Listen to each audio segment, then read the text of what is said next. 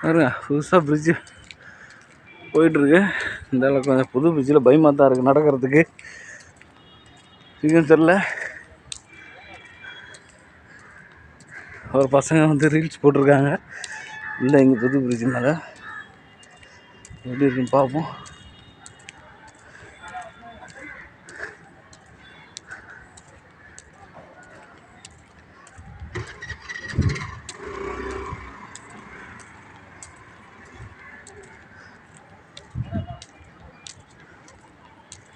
வண்டி போகுது.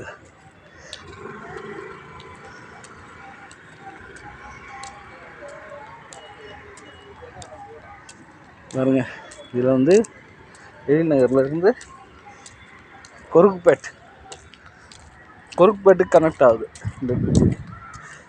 பாருங்க டவர் இந்த போஸ்ட்டை பார்த்தீங்கன்னா நேராக பேஷன் பீச் போயிடும் உங்களுக்கு ஃபுல்லாக.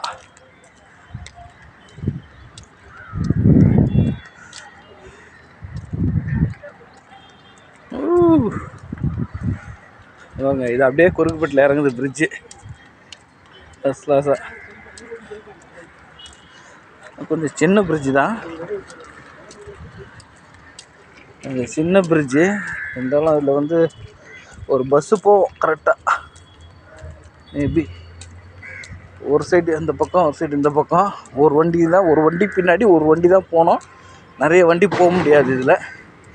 கரெக்டாக ஒரு வண்டி பின்னாடி ஒரு வண்டி போச்சுன்னா பிரச்சனையே இல்லை, அழகாக போயிடும். இப்போ கீழே போகிறோம். கீழே வந்து உங்களுக்கு நல்லா ப்ராடாக இருக்குது ரோடு ஃபஸ்ட் கிளாஸாக. இந்த பிரிட்ஜு பாதி எழில் நகர், இது வந்து கொருக்குப்பேட்டை. இப்போ நம்ம வந்து எழில் நகர்லேருந்து கொருக்குப்பேட்டை வந்துட்டோம். கொருக்குப்பேட்டைக்கு எப்படி ஈஸியாக வந்துட்டோம் பார்த்தீங்களா, நடந்தே வந்துட்டேன் நான்.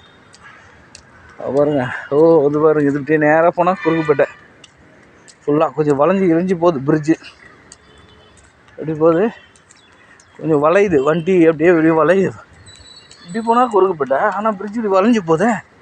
இப்படி போகுதுன்னா எங்கே போகுது, இப்போ அப்படி சுற்றின்னு வருது. அங்கே போய் இறங்குது. ஓகே அங்கே பாருங்க பிரிட்ஜு நல்லா ஓரளவுக்கு ரொம்ப மோசமாக இருந்துச்சுங்க. ஓரளவுக்கு பக்காவாக டீசெண்டாக ஆகிடுச்சு உங்களுக்கு ஏரியா.